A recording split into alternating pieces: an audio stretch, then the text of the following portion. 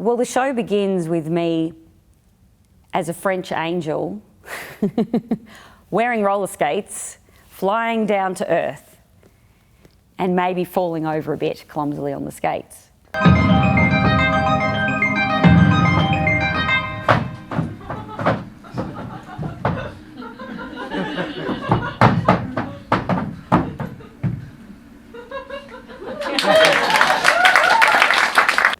That is not what an audience is expecting when they're coming to a show about chronic illness and mortality, I don't think.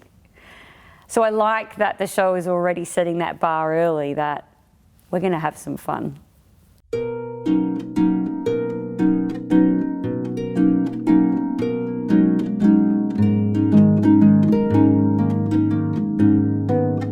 So Happy Go Wrong is a solo physical theatre odyssey that is a joyous and profound celebration of being alive.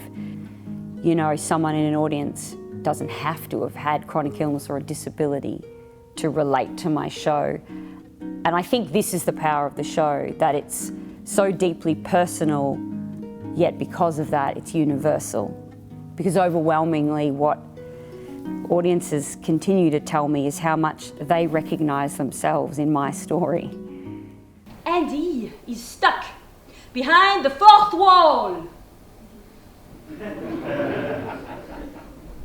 in a play that nobody wants to fund.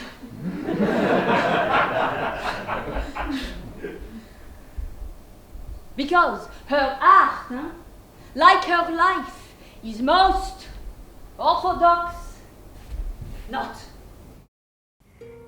When I think back to when I was first in a studio space creating this show without knowing I was creating the show, yeah, I think, wow, I almost don't recognise that human.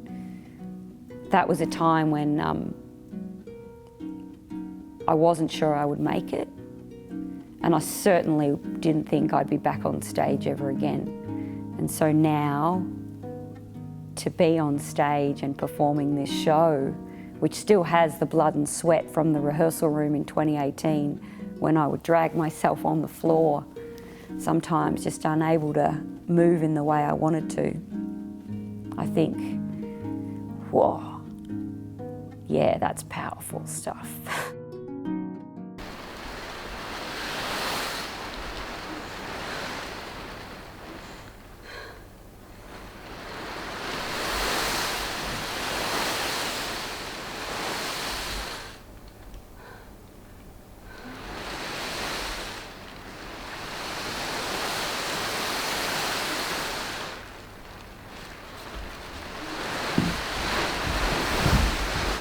Watching Happy Go Wrong is like having your heart ripped out, watching it beat and then having it put back in at the end in a better place. Someone said that to me once, I liked that.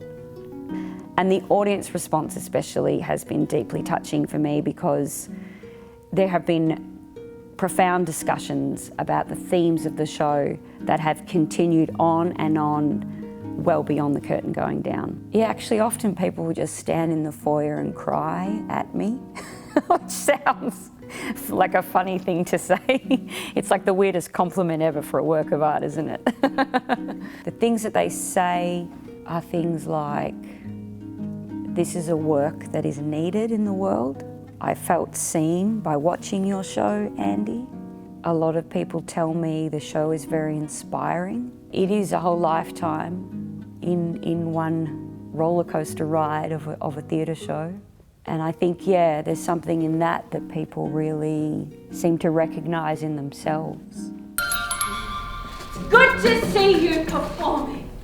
Oh, putting on a show.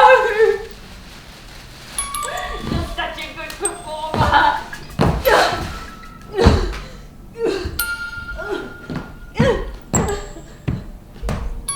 What's kind of uncanny about the show now in the context of our pandemic world is how more relevant the show has become, because the world has gone through a shared health crisis and the world now understands what it is to live in uncertainty from day to day, where the rug can be swept out from under you at any moment. That's exactly what this show is about, and this show offers tools, I suppose, for how to deal with that, and offers hope around embracing uncertainty. Should we go outside? Should we break some bread? Are you interested? There's something about this show, it's as if it's my cheerleader and I'm its cheerleader. Like, it needs me as much as I need it, and we keep each other going somehow.